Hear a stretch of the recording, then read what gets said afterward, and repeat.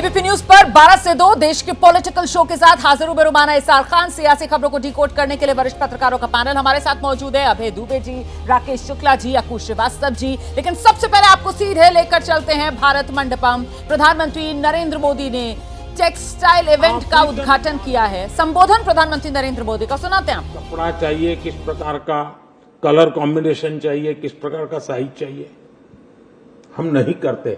वहां से किसी ने मंगवाया, ऑर्डर दे दिया, कर दिया, अलग बात है। मुझे याद है अफ्रीका के लोगों को जो कपड़े पहनते हैं तो थोड़ी चौड़ाई कपड़े की ज्यादा चाहिए। हमारे यहां जो चौड़ाई होती है वो हमारे लोगों के साइज पे होती है, तो हमारा तो कुर्ता बन जाएगा लेकिन उनका नहीं बनता है। तो हमारे सुरेंद्रनगर के एक व्यक्ति ने उस पर कोशिश की और उसने, वो हाथ से बनाता था, कपड़ा बुनकर था, उसने अपना साइज बड़ा किया और बड़ी बीथ वाली उसने कपड़ा बनाना शुरू किया और उस पर पेंटिंग भी उन लोगों को जैसे रंग भांति भांति के कलर चाहिए थे उसने किया। आपको हैरान होगा, अफ्रीका के मार्केट में उसका कपड़ा बहुत पसंद, क्योंकि बीच में सिलाई की जरूरत नहीं थी, एक जगह पर सिर्फ सिलाई कर दी, उसके कपड़े बन जाते थे। अब ये थोड़ी रिसर्च करें। मैं अभी एक एग्जीबिशन देख रहा था, मैंने कहा दुनिया में, पूरे यूरोप में जिप्सी समाज बिखरा हुआ है। आप अगर जिप्सी के लोग जो कपड़े पहनते हैं उसको बारीकी से देखेंगे तो हमारे यहां नेचुरल कोर्स में जो पहाड़ों में पहने जाने वाले कपड़े हैं या हमारे यहां राजस्थान के, गुजरात के सीमावर्ती इलाकों में करीब करीब उससे मिलते जुलते हैं। उनके कलर की चॉइस भी वैसे ही है। क्या कभी किसी ने कोशिश करके जिप्सी लोगों की रिक्वायरमेंट के अनुसार कपड़े बना करके बहुत बड़े मार्केट को कैप्चर करने के लिए सोचा है क्या? ये मैं बिना रॉयल्टी एडवाइस दे रहा हूं।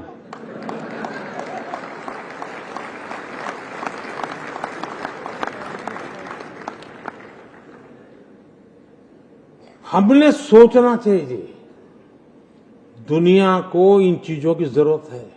क्या हमारे यहां, अब मैंने देखा कि इसमें केमिकल वाले नहीं है इस पूरे एग्जीबिशन में। मुझे बताइए, कोई भी कपड़ा केमिकल वालों की मदद के बिना बाजार में काम आएगा क्या? लेकिन आपकी सप्लाई चेन में केमिकल वाला नहीं है। अच्छा होता वो भी होता, और कंपटीशन हो कि नेचुरल कलर कौन प्रोवाइड करता है, वेजिटेबल से बने हुए कलर कौन प्रोवाइड करता है, और हम दुनिया को उसका मार्केट कर। हमारी खादी में दुनिया में जाने की ताकत पड़ी है जी। लेकिन हम आजादी के आंदोलन या नेताजी लोगों के चुनाव का ड्रेस कोड वहीं तक सीमित कर दिया खादी को। मुझे याद है 2003 में मैंने एक बहुत बड़ा पराक्रम किया था। पराक्रम में कह रहा हूं कि मैं जिस लोगों के बीच में रहा हूं और जिस बैकग्राउंड में जिया हूं, इसको पराक्रम ही कहा जाए। 2003 में पोरबंदर में 2 अक्टूबर को मैंने फैशन शो किया। अब हमारे देश में आज भी कहीं फैशन शो करो तो 4-6 लोग तो झंडा लेकर के विरोध करने के लिए आ जाते हैं। 2003 में क्या हाल हो गया आप कल्पना कर सकते हैं। और मैंने गुजरात के इंस्टीट्यूट ऑफ एनआईडी के जो लड़के थे उनको थोड़ा समझाया। मैंने कहा मुझे 2 अक्टूबर को ये खादी जो नेताओं का कपड़ा है ना उसमें से बाहर निकालना है। ये सामान्य जनता के कपड़ों में मुझे बदलाव लाना है। थोड़ी मेहनत की और मैंने गांधीयन, विनोबा जी के साथ काम करने वाले सारे गांधीयन लोगों को बुलाया। मैंने कहा बैठो यहाँ देखो। और वैष्णव भजन तो तेने रे कहिए वो गीत चलता था, वो पर फैशन शो चलता था और सारे यंग बच्चे आधुनिक खादी के वस्त्र पहन करके आए। तो मुझे बालजी, विनोबा जी के एक साथी थे बालजी, वो अब तो रहे नहीं रहे, वो मेरे साथ बैठे, बोले हमने तो कभी खादी का ये सोचा ही नहीं पहलू, यही सच्चा रास्ता है बोले। और आप देखिए नए नए प्रयोगों का परिणाम क्या है कि खादी आज कहां पहुंच गया है। तो ब्रांड इंडिया का मंत्र देते हुए भारत टेक्स 2024 में प्रधानमंत्री नरेंद्र मोदी को आप सुन रहे थे। और इस सबके बीच राज्यसभा चुनाव को लेकर अखिलेश यादव का बड़ा बयान सामने आया है। किसी विधायक पर कोई दबाव नहीं बनाया जाएगा, ये कह रहे हैं अखिलेश यादव। सभी विधायक अपनी मर्जी से जिसे चाहें उसे वोट देंगे। केंद्र सरकार दबाव बनाने के लिए सरकारी एजेंसियों का इस्तेमाल कर रही है, ये आरोप केंद्र सरकार पर अखिलेश यादव ने लगाया है।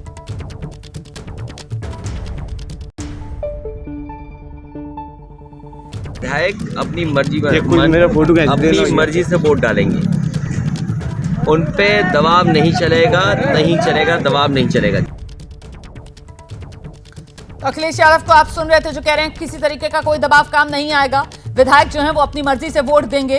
केंद्र सरकार की तरफ से दबाव बनाने की कोशिश की जा रही है विधायकों पर। और अब शुरू करते हैं 12 से 2 देश का पॉलिटिकल शो, सियासी खबरों को डिकोड करने का सिलसिला। और सबसे पहली पॉलिटिकल न्यूज जिसको लेकर हम बात करेंगे राज्यसभा चुनाव से जुड़ी हुई है। आपको बता देते हैं उत्तर प्रदेश में राज्यसभा चुनाव को लेकर हलचल आज बहुत तेज है। और क्या कुछ हो रहा है ये जान लीजिए आप। लखनऊ में चुनाव के लिए एनडीए के विधायकों की ट्रेनिंग बाकायदा शुरू हो गई है। आज मुख्यमंत्री योगी आदित्यनाथ लोक भवन में विधायकों और मंत्रियों को डिनर भी देने वाले हैं। अखिलेश यादव ने भी आज अपने विधायकों के लिए डिनर का आयोजन किया है। उधर दूसरी तरफ एसबीएसपी के मुखिया ओम प्रकाश राजभर ने राजा भैया से जाकर मुलाकात की। और राजा भैया महत्वपूर्ण इसलिए हो जाते हैं क्योंकि राज्यसभा चुनाव के लिए एक एक विधायक का वोट महत्वपूर्ण है। और ऐसे में राजा भैया को रिझाने के लिए समाजवादी पार्टी और बीजेपी दोनों अपनी तरफ से हर मुमकिन कोशिश कर रहे हैं। और इस सब के बीच लखनऊ में एनडीए विधायकों की ट्रेनिंग शुरू हो गई। एबीपी न्यूज संवाददाता संजय त्रिपाठी की रिपोर्ट देखिए। भारतीय जनता पार्टी के विधायक देखिए एक एक करके यहाँ पहुँचने का क्रम जारी है। लगातार जो बीजेपी और सहयोगी दलों के विधायक हैं वो लोक भवन सभागार में पहुँच रहे हैं। नंदकिशोर गुर्जर मुझे इस वक्त दिखाई दे रहे हैं। गुर्जर साहब, किस तरह की तैयारियाँ हैं? देखिए, आज प्रशिक्षण का कार्यक्रम पार्टी के द्वारा रखा गया है। हम लोग प्रशिक्षण में आए और मैं कह सकता हूँ कि आज प्रदेश में माननीय योगी जी, देश के अंदर माननीय मोदी जी के नेतृत्व में जिस तरह की सरकार हमारी काम कर रही है उससे प्रभावित होकर हम लोग और भी लोगों को जोड़ रहे हैं और 100% हम लोग अपनी 8वीं सीट भी जीतेंगे। इशारा कर रहे हैं और भी लोगों को जोड़ रहे हैं। अभिजीत सिंह सागा कानपुर से विधायक हैं, क्या लगता है भारतीय जनता पार्टी की 8वीं सीट पक्की होगी? जोड़ क्या, लोग जुड़ रहे हैं भारतीय जनता पार्टी के साथ, अपने मनोभाव के साथ में जुड़ने का काम कर रहे हैं और निश्चित रूप से हमारे सभी प्रत्याशी चुनाव जीतेंगे। कुछ लोगों की जरूरत पड़ेगी कि समाजवादी पार्टी से आएंगे? निश्चित रूप से संख्या पूरी होगी और विधायकों का जनमानस का समर्थन भारतीय जनता पार्टी के साथ है। मोदी जी के साथ, योगी जी की नीतियों से जुड़ा हुआ है। निश्चित रूप से रिजल्ट हमारे पक्ष में आएगा। रिजल्ट पक्ष में आएगा। भारतीय जनता पार्टी और एनडीए के जो भी सहयोगी दल हैं उनके विधायक यही दावा कर रहे हैं। और लोक भवन में इस वक्त गहमा-गहमी है, चूँकि 287 के आसपास संख्या बताई जा रही है भारतीय जनता पार्टी और सहयोगी दलों की। चूँकि अब आरएलडी भी बीजेपी के साथ जुड़ गया है, एनडीए के साथ जुड़ गया है, तो ऐसे में संख्या बल लगातार मजबूत हो रहा है। लेकिन एक बड़ी टक्कर, कहें तो कांटे की टक्कर, भारतीय जनता पार्टी को समाजवादी पार्टी के प्रत्याशी से मिलने की उम्मीद जताई जा रही है। क्या तैयारी है विधायक जी? उम्मीद करें 8वीं सीट आपकी है? भारतीय जनता पार्टी की सारी सीटें पार्टी जीतेगी। राज्यसभा प्रत्याशी भी देखिए संगीता बलवंत इस वक्त आई हुई हैं। विधायक जी, 8 की 8 सीटें जो हैं वो उम्मीद करें भाजपा को मिलेंगी? भारतीय जनता पार्टी की झोली में 8 की 8 सीटें जा रही हैं। राज्यसभा पहुंचेंगी आप? जी बिल्कुल। संगीता बलवंत हैं, राज्यसभा की प्रत्याशी हैं। उन 8 प्रत्याशियों में से एक है जो आज जिनके लिए आज तैयारी की जा रही है। और कल वोटिंग होगी तो लगातार भारतीय जनता पार्टी के विधायक लोक भवन में पहुंच रहे हैं और सभी उम्मीद कर रहे हैं कि निश्चित रूप से 8 की 8 सीटों पर भारतीय जनता पार्टी के प्रत्याशी विजय प्राप्त करेंगे। कैमरामैन प्रेम सिंह के साथ संजय त्रिपाठी, एबीपी न्यूज़, लखनऊ। तो बीजेपी और सहयोगी दलों के जो विधायक हैं उनके लिए ट्रेनिंग का आयोजन जो किया जा रहा है लखनऊ में। वहीं दूसरी तरफ सुहेलदेव भारतीय समाज पार्टी के जो राष्ट्रीय अध्यक्ष हैं ओम प्रकाश राजभर, उन्होंने राजा भैया से मुलाकात की। मुलाकात के बाद ओम प्रकाश राजभर का बड़ा बयान सामने आया है। कह रहे हैं राज्यसभा में हमारी बंपर जीत होगी, मतलब एनडीए की बंपर जीत होगी। राजा भैया एनडीए को वोट करेंगे, ये दावा कर रहे हैं ओम प्रकाश राजभर। ओम प्रकाश राजभर से खास बातचीत की है हमारे सहयोगी अभिषेक उपाध्याय ने। सुहेलदेव भारतीय समाज पार्टी के राष्ट्रीय अध्यक्ष ओम प्रकाश राजभर हमारे साथ हैं। राजभर साहब, बहुत ही महत्वपूर्ण मौका है, राज्यसभा का चुनाव आ गया है और उसमें भी चुनाव ऐसा है कि बहुत कांटे की लड़ाई होगी एक सीट के लिए। अब आप ये बताइए, आपके सारे विधायक किधर हैं? हम जिधर हैं। आप किधर हैं? एनडीए के साथ हैं। एनडीए का प्रत्याशी जीतेगा, लड़ाई नाम की कोई चीज नहीं है, झूठा हवा बांध रहे हैं। अरे बहुत तोड़फोड़ हो रही है, इधर उधर से तोड़फोड़। आपके पास तो उतनी सीट उतने वोट ही नहीं है, कहाँ जिताएंगे आप अपना जो 8वां कैंडिडेट है, वो कैसे जीतेगा? वोट कहाँ है आपके पास उतने? कहाँ नहीं वोट है? हमने देखिए 6 महीना पहले मैंने कहा हूँ, जब इंडिया गठबंधन बना तो उसी समय मैंने 2 लाइन लिखा अपनी कलम से कि विपक्षियों ने ठाना है 24 में मोदी जी को प्रधानमंत्री। लगातार क्या ओम प्रकाश राजभर को आप सुन रहे थे। एनडीए पूरी तरीके से आश्वस्त है कि उत्तर प्रदेश 10 जहां से राज्यसभा के लिए चुनकर जाने हैं कैंडिडेट्स, इसमें से बीजेपी 8 जो है वो अपने नाम कर लेगी। ऐसे में अब सवाल जिस पर हम चर्चा करेंगे, राज्यसभा की बाजी क्या पलट देंगे योगी? अभय जी, कहां तो 7 ही सीट नंबर के हिसाब से पहले बीजेपी जीत पा रही थी, लेकिन अब जिस तरीके से आरएलडी साथ में आ गई है, राजा भैया को भी कमोबेश कहीं ना कहीं अपने पाले में ले आया गया है, तो मतलब योगी ने बाजी पलट दी। देखिए, भारतीय जनता पार्टी का जो राजनीतिक प्रबंधन है वो हमेशा ही विपक्षी पार्टियों के मुकाबले बहुत मजबूत होता है। आमतौर पर हम लोग सोचते रहते हैं कि विपक्षी पार्टी कुछ करेगी, बाद में पता लगा वो जो काम विपक्षी पार्टी को करना था वो भाजपा ने कर दिया। ये कई बार हम लोग देख चुके हैं।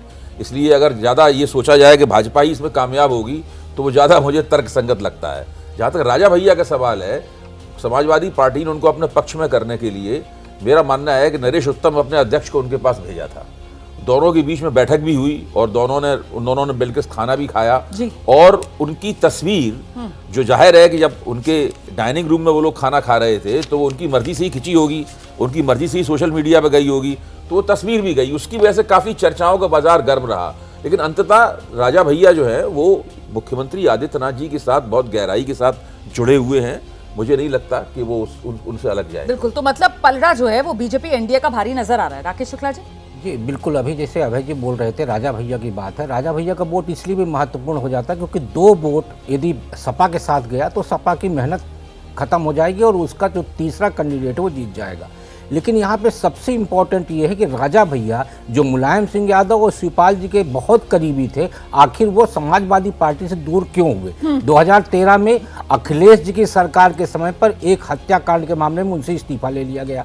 उसके बाद 2019 में जिस बसपा कांड उन पे पोटा लगा, उसका और सपा का गठबंधन हुआ। ये जो मनमुटाव है वो अखिलेश के साथ राजा भैया का अभी भी है। इसलिए योगी जी के साथ जाने का फायदा उनको होगा और मेरे पास जो जानकारी उसके हिसाब से शायद वो इस बार प्रतापगढ़ सीट से लोकसभा का चुनाव भी लड़ना चाह रहे हैं। तो ऐसे में यदि भारतीय जनता पार्टी का सपोर्ट मिला, क्योंकि अब पहले वो भारतीय जनता पार्टी की तरफ से अपना दल को सहयोगी दल को दिया गया था प्रतापगढ़, पिछली बार वो भारतीय जनता पार्टी अपना खुद उम्मीदवार उतारी और इस बार भी वो यदि गठबंधन होता है राजा भैया के साथ तो प्रतापगढ़ सीट भारतीय जनता पार्टी राजा भैया को दे सकती है और राजा भैया विधानसभा से लोकसभा में दिखाई दे सकते हैं। ये आपने बड़ी अंदर की खबर बताई है। अक्कू सर, ऐसे में ये जो पहले कहा जा रहा था कि साहब बीजेपी की तरफ से 8 उम्मीदवार उतारकर कहीं ना कहीं मामले को रोचक बनाया जा रहा है, रोचक नहीं मतलब जीत की पूरी तैयारी बीजेपी ने कर ली थी और इसी वजह से 8 उम्मीदवार उतारे। राजा भैया उसमें केंद्र हैं और केंद्र इस तरीके से हैं, अगर वो इधर से उधर हो जाते हैं तो चीज़ें पलट जाती हैं। दूसरा यही उत्तर प्रदेश में 37 विधायक चाहिए एक राज्यसभा की सीट को जीतने के लिए और भारतीय जनता पार्टी का जो गणित है वो उसके आसपास उनको 8वीं सीट के लिए संजय सेठ के आने थे जो पहले तक नहीं थे, लेकिन अंतिम दिनों में संजय सेठ लाए गए और संजय सेठ को जिताने की कोशिश होगी। संजय सेठ के लिए उन्होंने जो क्रम किया है वो ये है कि पहली वरीयता के जो वोट हैं वो तो होंगे ही, दूसरी वरीयता के वोट से वो आगे बढ़ सकते हैं। और जहाँ तक अखिलेश यादव को अभी कहना था कि हमने खुली छूट दे रखी, जो जिसको चाहे उसको वोट करे, तो मुझे नहीं लगता कि ये राजनीति में ऐसा होता है और ख़ासतौर से राज्यसभा चुनाव में तो कतई नहीं होता है। राज्यसभा चुनाव में तो एक एक सर पर नाम लिखा होता है कि कौन कहाँ डालेगा और कहाँ देगा वोट। क्योंकि 37 वोट अगर बर्बाद नहीं करने हैं तो फिर वो उसी हिसाब से उनको लगाया जाएगा। लेकिन आप जो बात कह रहे हैं, मैं प्रोफेसर चंद्रचूड़ के पास आऊं उससे पहले जरा दिखाते हैं दर्शकों को उत्तर प्रदेश में राज्यसभा चुनाव को लेकर दावे और जो प्रतिदावे हैं उसका दौर तो जारी है। उत्तर प्रदेश के मंत्री हैं संजय निषाद, कह रहे हैं जितनी जरूरत है उससे ज्यादा वोट एनडीए को मिल जाएंगे। पहले भी क्रॉस वोटिंग होता रहा है और क्रॉस वोटिंग करके लोग जिताते रहे हैं। इतिहास रहा, विपक्ष ने भी ऐसा किया है। तो क्रॉस वोटिंग करें, आएंगे और जीत हमारी होगी निश्चित रूप से। इतनी आवश्यकता उससे ज़्यादा ही लोग आएंगे, अब देख लीजिएगा समय आने पर। जो काम मोदी जी योगी जी ने करके दिखा दिया है, जनता का प्रेशर भी उस विधायकों के पास है कि नहीं आप सरकार के साथ रहिए। लोकदल के कार्यकर्ता मथुरा के बहुत उतावले हो रहे होंगे। हमने बातचीत किए हैं जो आगामी राज्यसभा चुनाव है उस संबंध में, और सभी विधायक एक मत पार्टी के निर्णय के साथ। इंडिया में तो नहीं है। तो ये आप अलग अलग बयान सुन रहे थे। प्रोफेसर चंद्रचूड़ का रुख करते हैं। वो जो अभी अखिलेश यादव बात कह रहे थे ना कि साहब दबाव बनाने की कोशिश की जा रही है केंद्र की तरफ से, तो ये बयान किस रूप में नजर आता है? वो हार के बाद क्या दलील दी जाएगी उसी की तैयारी के लिए ज्यादा नजर आता है? देखिए रोमाना जी, जहाँ तक राज्यसभा चुनाव का सवाल है और खास करके यूपी से, तो हम सब जानते हैं कि जिस उम्मीदवार के लिए ये सब हो रहा है वो उम्मीदवार पहले समाजवादी पार्टी में थे, बाद में भारतीय जनता पार्टी में आए। तो इसलिए ये जाहिर तौर पर कोशिश पूरी ये रहेगी दोनों दलों की कि इनकी जीत से ये साबित हो सके कि किसके पास किसका पलड़ा भारी है। लेकिन जहाँ तक राजा भैया का सवाल है, तो राजा भैया के बारे में हम सब जानते हैं कि उनका वर्चस्व तो है उस क्षेत्र में, और उत्तर प्रदेश की राजनीति में भी वर्चस्व है। हो सकता है कि उससे लगा जो उत्तर प्रदेश से जो लगा बिहार का पोर्शन है, वहाँ भी थोड़ा सा उनका वर्चस्व हो सकता है। तो कोशिश राजा भैया की ये रहेगी कि इतनी बार्गेनिंग कर लें कि आगामी लोकसभा चुनाव में भी उनके पास कुछ ऐसे उनका नियंत्रण हो, ताकि उसको उस तरफ से वो कर सके। मैं एक सेकंड में लूँगा। और ये देखिए, राजनीति में खास करके जब बार्गेनिंग होती है और ऐसे सिचुएशन में जब बार्गेनिंग होती है, तो जो क्रिटिकल नंबर होता है, जैसे राजा भैया के पास अभी क्रिटिकल नंबर है, तो जो क्रिटिकल नंबर जिसके पास होता है वो अपने स्ट्रेंथ से ज़्यादा डिसप्रोपोर्शनेट बार्गेनिंग कर पाता है। तो इसको राज्यसभा से ही मत देखिए। ये हो सकता है, संभव हो कि इस बार्गेनिंग में जिस दोनों तरफ से, चाहे भारतीय जनता पार्टी की तरफ से भी या समाजवादी पार्टी की तरफ शुक्ला जी कह रहे थे कि वो लोकसभा चुनाव के टिकट की दावेदारी रख सकते हैं, तो कुल मिलाकर राज्यसभा चुनाव और उसमें ये तोलमोल वाला दाव। आप देख रहे हैं देश का पॉलिटिकल शो, समय 12 से 2। और अब वो खबर जो आई तो अदालत से है, लेकिन उसके सियासी मायने सामने आना तय है। खबर आज इलाहाबाद हाईकोर्ट से आई। ज्ञानवापी के व्यास जी तहखाने में पूजा के मामले में इलाहाबाद हाईकोर्ट ने मुस्लिम पक्ष की याचिका खारिज कर दी। हाईकोर्ट ने तहखाने में पूजा के वाराणसी कोर्ट के आदेश को बरकरार रखा, यानी ज्ञानवापी के व्यास जी तहखाने में पूजा जारी रहेगी। तो ये फैसला सामने आया है, जिसके बाद काशी विश्वनाथ ट्रस्ट के वकील हैं विनीत संकल्प, उन्होंने इस पर जो बयान दिया है जरा वो सुनिए। वाराणसी के ज्ञानवापी परिसर में स्थित व्यास जी के तहखाने को लेकर इलाहाबाद हाईकोर्ट का फैसला आ गया है। मुस्लिम पक्ष की याचिका खारिज कर दी गई है। हमारे साथ इस वक्त काशी विश्वनाथ ट्रस्ट के एडवोकेट विनीत संकल्प जी मौजूद हैं, उनसे बात कर लेते हैं। विनीत जी, क्या फैसला आया है? आज सुबह 10 बजे डिलीवरी ऑफ जजमेंट के लिए जब रखा गया था, दोनों ही अपील को कोर्ट ने डिसमिस कर दिया है।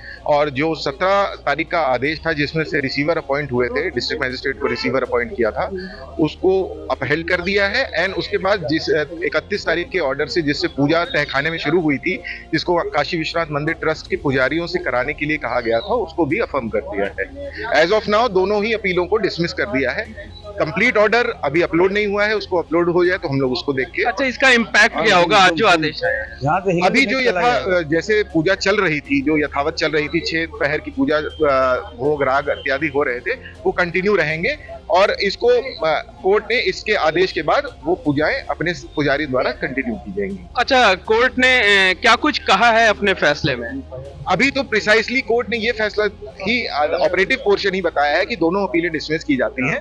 अभी इलोंगेटेड जो फैसला है वो अभी अपलोड हो जाए, उसको हम लोग देख लें, उसके बाद ही बता पाएंगे। दो फैसला कौन कौन सा है?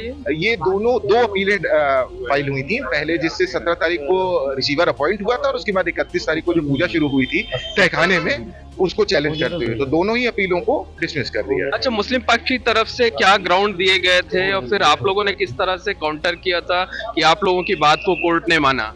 देखिए, अब ये सारी चीजें जो डिस्कशन सबमिशन के पॉइंट ऑफ व्यू पे थे, वो तो ड्यूरिंग द आर्ग्यूमेंट्स हुए थे। उन्होंने भी अपना पक्ष रखा था, हमने भी अपना पक्ष रखा था कि किस तरह से डीएम को अपॉइंट किया जा सकता है एज अ रिसीवर। तो अब हमको देखना होगा आगे किस तरह से कोर्ट ने इसको डील किया है। तो हिंदू पक्ष के वकील की बात आप सुन रहे थे। ऐसे में वो सवाल जिसको लेकर अब हम चर्चा करेंगे, अगला नंबर ज्ञानवापी या पिक्चर अभी बाकी। अभी जी आपको क्या लग रहा है, चुनावी साल में ये जो फैसला आया है सियासी तौर पर नफा नुकसान पहुंचाने वाला? देखिए, नफे नुकसान से इसको अभी देखना, क्योंकि अभी ये उस स्तर पर नहीं पहुंचा है जिससे इसका राजनीतिकरण हो और वोटों के ऊपर उसका असर पड़े। मेरे ख्याल से ये नौबत नहीं आएगी जो कि अयोध्या के मामले में नौबत आई थी। इस वक्त मुस्लिम समाज के अंदर बहुत तरह की बातें चल रही हैं। वो जैसा एक बाबरी मस्जिद बचाओ समिति बनी थी, फिर बड़े लंबे चौड़े मुकदमेबाजी हुई, थोड़ी मुकदमेबाजी यहाँ चलेगी, लेकिन मेरा मानना है कि मुस्लिम समाज में उसके कुछ बुद्धिजीवियों द्वारा कुछ इस तरह की चर्चा चल रही है कि इस तरह के मसले जो हैं, इन मसलों के ऊपर बजाय इसके कि एक टकराव वाला रवैया अपनाया जाए, आजकल का माहौल देखते हुए, अयोध्या के अनुभव को देखते हुए, हो सकता है कि इस तरह का प्रस्ताव आए कि इस मसले को अदालत के बाहर ही इसको सुलझा लिया जाए और बातचीत के जरिए सुलझा। मेरा ख्याल ऐसा होगा तो उससे जो ध्रुवीकरण की राजनीति होती है और ये सब जो बयानबाजी होती है, उससे समाज में कड़वाहट फैलती है, ये सब रोक लग सकती है। उस पर रोक लग सकती है। ठीक है, काशी और मथुरा भी साथ के साथ। शुक्ला जी, देखिए, ज्ञानवापी का जो इशू है उस पर जो पूजा की शुरुआत हुई और न्यायालय के आदेश पे शुरुआत हुई। हाँ जी। अब जो मसला है उसमें भी न्यायालय ही सारे एएसआई की रिपोर्ट के आधार पर अगला कदम उठा रहा है। जहाँ तक राजनीतिकरण का विषय है, ये पहले भी राजनीतिक नहीं था, आज भी राजनीतिक नहीं है, इसलिए इस पे राजनीतिक दृष्टि से देखने का कोई विषय नहीं आता है। यदि राजनीतिक दृष्टि से देखने का विषय आता तो एएसआई की रिपोर्ट तो सारी चीज़ों को स्पष्ट कर रही है और उसी के आधार पर कोर्ट ने कहा कि वहाँ पूजा होना चाहिए। यानी जो गुंबज है वो गुंबज मंदिर के ऊपर बनाया गया था, ये बहुत हद तक प्रमाणित हो ये चुका तो है। उससे अलग मामला है ना अक्कू जी, मतलब ये तो व्यास जी वाला तहखाना है जहाँ पर 1993 तक पूजा पाठ हो रही थी। तो ऐसे में चुनावी माहौल में राजनीतिक हथियार के ये इस रूप में नहीं बनेगा कि साहब किसका राज था उत्तर प्रदेश में जब इस पूजा पर रोक लगा दी गई थी, तो कौन नाम सामने निकल कर आता है? मुलायम सिंह यादव। कौन पार्टी कटघरे में खड़ी होती है? समाजवादी पार्टी। अक्कू जी, बिल्कुल सही है कि उसका राजनीतिक इस्तेमाल मुझे नहीं लगता कि मतलब नहीं होगा, बल्कि होगा और धीरे धीरे ये होगा कि देखिए साहब, सरकार है हमारी भारतीय जनता पार्टी की, तो इसलिए अब वो यहीं तक बात नहीं आएगी, मथुरा तक भी बात जाएगी और मथुरा तक का मामला यहाँ मैं इनसे सहमत होता हुआ दिख रहा हूँ। जो हमारे दुबे जी कह रहे हैं कि वो मथुरा तक में ये होगा कि बहुत टकराव की स्थिति नहीं होगी और वहाँ पे भी वाया कोर्ट धीरे धीरे जो दबाव आएगा या बाकी चीज़ें होंगी तो उसके बाद वो एक सामाजिक समरसता के तहत धीरे धीरे, एकदम से नहीं होगा, ना ही एकदम से वो बात कही जाएगी। ये बात इस हद तक पहुँचेगी, चलिए ये कम से कम 3 जगह, और ख़ास तौर से अब आप देखिए इसके पहले जो विधानसभा में बयान योगी का जो आया था, मुख्यमंत्री योगी का, कि हम तो 3 मांग रहे थे, 3 पे बात हो जाती, वो लगता है कि उसी के आसपास की चीज़ें होने की ओर अग्रसरित हैं। बिल्कुल। अच्छा, आपने जो बात कही और अभय सर ने जो बात कही कि कोशिश ये कि किसी तरीके से मिल बैठकर बातचीत का रास्ता निकाल लिया जाए, उससे पहले अयोध्या और उसको लेकर कैसी टकराव की स्थिति रही, ये तो पूरे देश ने देखा ना प्रोफेसर साहब। तो ऐसे में अब अगर कुछ होगा और वो इस सद्भावना या समरसता से हो जाएगा तो फिर इसका श्रेय तो सत्ता पक्ष ही लेगा ना, जो कहता है विरासत भी और विकास भी। बिल्कुल। देखिए, सवाल ये उठता है कि राम मंदिर अयोध्या का जो मुद्दा था वो दरअसल अस्मिता का मुद्दा था, दरअसल हमारे हिंदू धर्म की साख का भी मुद्दा था और ये भी था कि किस प्रकार से अतिक्रमण के कारण हमारी संस्कृति और हमारी सभ्यता को नष्ट करने की कोशिश की गई। लेकिन ये भी है कि हमारे धर्म में ही समरसता भी है और जो फैसला हुआ वो फैसला हुआ भी न्यायालय के द्वारा, तो न्यायिक का जो क्रेडिबिलिटी है उसका एक्सेप्टेंस भी है। राजनीतिक तौर पर जहाँ तक सवाल है, राजनीति अपनी जगह पर चलती रहेगी, लेकिन मैं बिल्कुल दुबे जी के बातों से समर्थन रखता हूं क्योंकि ये मुद्दा उतनी तीव्रता नहीं प्राप्त करेगा और जो पूजा पाठ की शुरुआत भी हुई वो भी न्यायालय के इंटरवेंशन से हुआ। उससे पहले जो एएसआई की रिपोर्ट आई उससे भी कहीं ना कहीं ये बिल्कुल अब लग रहा है और लगता है और जनमानस में भी ये इस प्रकार की भावना है कि अगर वो एएसआई का रिपोर्ट ही उस पक्ष में है तो जाहिर तौर पर जो अंतोगत्वा फैसला होगा वो न्यायिक फैसला भी उसी पक्ष में होगा। तो मुझे लगता है कि लोग वेट करने के लिए भी तैयार हैं, पेशेंस भी है। तो मुझे लगता है कि ये उतनी तीव्रता नहीं प्राप्त कर सकेगा। हाँ, ये जरूर है कि एक प्रश्न है, एक जहाँ तक काशी का सवाल है, वहाँ संस्कृति भी है, वहाँ समागम भी है। तो मुझे लगता है कि ये उस प्रकार से प्रखरता प्राप्त नहीं कर पाएगा और इसका समाधान भी जो है वो धीरे धीरे सभी पक्षों के साथ के बिल बैठने से आउट ऑफ कोर्ट सेटलमेंट के भी होने की। लेकिन मेरा जो सवाल था अबे सर कि ठीक है वो टकराव वाली स्थिति नहीं बनेगी, जो कि अच्छा है समाज के लिए, लेकिन कहीं ना कहीं टकराव वाली स्थिति नहीं बन रही है क्योंकि केंद्र के अंदर एक ऐसी सरकार है जो किसी का तुष्टीकरण नहीं करती है, जो सबको हक देने की बात करती है। तो फिर तो ये मैसेज और स्ट्रांगली सामने होगा ना, ये और स्ट्रांगली कम्युनिकेट होगा, तो ये तो फिर सरकार को फायदा पहुंचाने वाली तस्वीर उभरेगी। तुष्टीकरण वो तो एक इस तरह का स्पेक्ट्रम है, जब एक तरफ का तुष्टीकरण रोक दिया जाता है, दूसरी तरफ का तुष्टीकरण शुरू हो जाता है। अल्पसंख्यकों के तुष्टीकरण को तुष्टीकरण कहा जाता है और बहुसंख्यकों के तुष्टीकरण को माना जाता है राष्ट्र निर्माण हो रहा है। तो वो तो तुष्टीकरण दो अलग अलग किस्म की बातें हैं, मैं उस पर नहीं जाऊंगा। लेकिन जो मैंने पहले कहा था, जो इस वक्त देश में माहौल है, राजनीति का, समाज में प्रभुत्व का, राजनीतिक वर्चस्व का ग्राफ जिस तरीके का है, उसमें मुस्लिम समाज में बहुत सारे बुद्धिजीवी और उसके कई नेता अब इस तर्ज पे सोचने लगे हैं कि बजाय इसके कि हम लोग संघर्ष करें, बजाय इसके कि हम लोग अपनी दावेदारियां पेश करें किसी तरीके से, उससे कुल मिला के अंततः नुकसान अल्पसंख्यक समुदाय को होता है। उनकी राजनीति प्रभावित होती है, उनके वोट की एफिकेसी और भी कम हो जाती है, हिंदुओं का जो कंसोलिडेशन है, उनका ध्रुवीकरण और भी ज्यादा बढ़ता है। अपने संभावित नुकसान का ख्याल करके वो लोग ये चाहते हैं कि ये टकराव की स्थिति में न जाने पाए। लेकिन ऐसा बुद्धिजीवी वर्ग सामने निकल कर तो नहीं आ रहा है ना, लीड तो अभी भी अंजुमन इंतजामिया कमेटी जो है वही लेती हुई नजर आ रही है और उनकी तरफ से कहा जा रहा है कि आप सुप्रीम कोर्ट में इसको चैलेंज भी करेंगे। जिन दिनों राम मंदिर पे प्राण प्रतिष्ठा वाला सब ये चल रहा था, आपने देखा होगा अखबारों में ऐसे कई बुद्धिजीवियों ने लेख लिखे थे और कहा था कि अगर अदालत के बाहरी फैसला कर लिया जाता अयोध्या वाले मामले में तो ये नौबत नहीं आती। और उस बात का ऐसा नहीं है कि मुस्लिम समाज की तरफ से कोई बड़ा मुखर विरोध हुआ हो, तो वो एक मजबूत वो धारा मुझे लगता है कि मुस्लिम समाज में मजबूत होती जा रही है।